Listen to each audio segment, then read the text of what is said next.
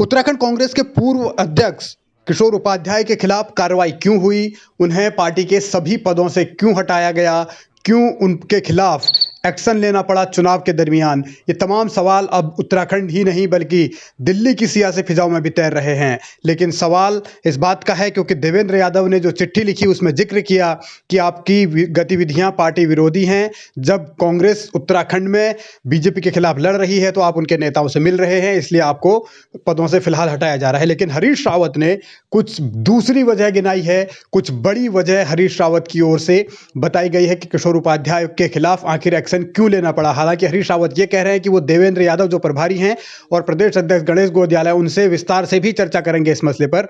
लेकिन किशोर उपाध्याय क्योंकि पूर्व में अध्यक्ष रह चुके हैं तो उनके खिलाफ अचानक चुनाव के दरमियान एक्शन होना कांग्रेस के भीतर खलबली पैदा कर रहा है। उसकी सबसे बड़ी वजह मानी जा रही है ये तस्वीर।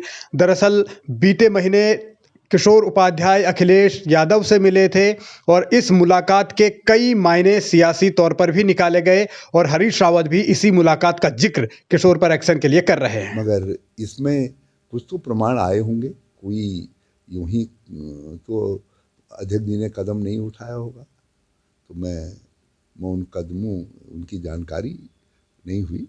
उन्होंने ये ज़रूर बताया था कि सपा के लोग जो है उनको उपकृत करना चाहते हैं, तो केवल उपकृत करना चाहते हैं इस आधार पर नहीं उठाया गया वो कदम। कांग्रेस बहुत सहनशील पार्टी है और बहुत अवसर देती है अपने लोगों को जो है। इससे आगे भी कुछ बातें होंगी तो उसके आधार पर कदम उठाया गया होगा। मैं बीते कुछ महीनों से किशोर उपाध्याय कांग्रेस से अलग थलग नजर आ रहे हैं। वो कांग्रेस के कार्यक्रमों में भी कम ही शामिल होते हैं और हरीश रावत के साथ भी उनकी बन नहीं रही। तल्खी लगातार दोनों के बीच बढ़ी थी और हरीश रावत के साथ उनकी बोलचाल भी हाल फिलहाल बंद हो चुकी थी। तरीके की मुलाकात और चुनाव के समय में आप यदि इस तरीके से मिल रहे हैं तो उससे रैंक एंड फाइल में थोड़ा सा गलत संदेश आता है।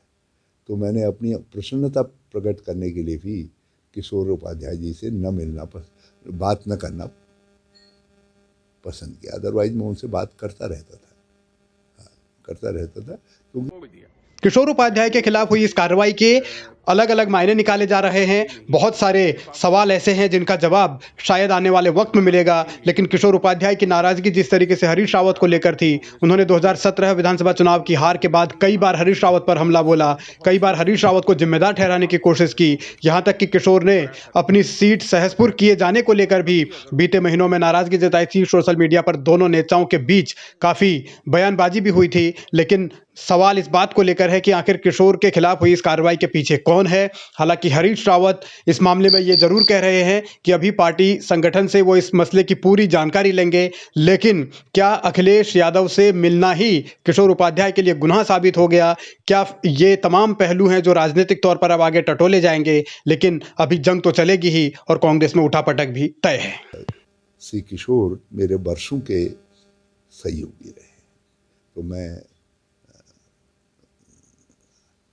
कुछ जानकारियां जो बहुत पुख्ता हों, जिनके आधार पर ये कदम उठाया गया है, उनको खुद जानने की कोशिश भी करूंगा और जो अध्यक्ष जी और प्रभारी जी को जानकारियां मिली हैं उनसे बातचीत करके उनको भी जानूंगा, क्योंकि मेरा इस विषय में कुछ कहना तभी सार्थक